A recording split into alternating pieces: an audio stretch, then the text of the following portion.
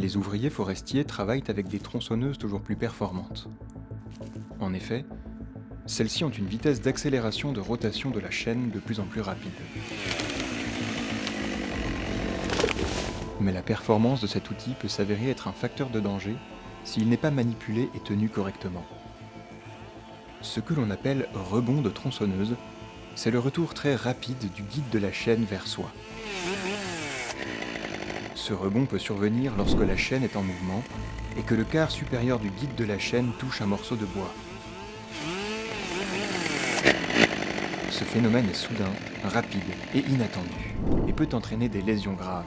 J'étais en train d'utiliser ma tronçonneuse comme tous les jours. Et en fait, quand la tronçonneuse a touché le bois, il y a eu un rebond violent et la tronçonneuse est revenue et m'a frappé juste en dessous de l'œil, quoi. J'ai pas pu la retenir. Comme dit, avec les machines maintenant de nos jours qui sont de plus en plus puissantes et plus nerveuses qu'avant, ça arrive très souvent.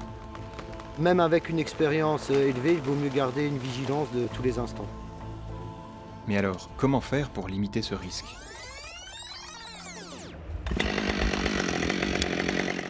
L'affûtage est primordial pour la sécurité et le confort de travail de l'utilisateur. Il va permettre de réduire le phénomène de rebond lorsque la hauteur du limiteur de profondeur est en adéquation avec le travail à réaliser. Le gabarit d'affûtage peut vous aider à rester dans les normes.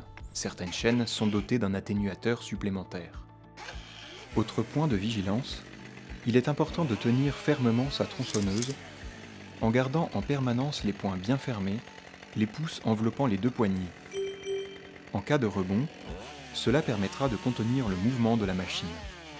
De plus, il ne faut jamais tronçonner au-dessus des épaules.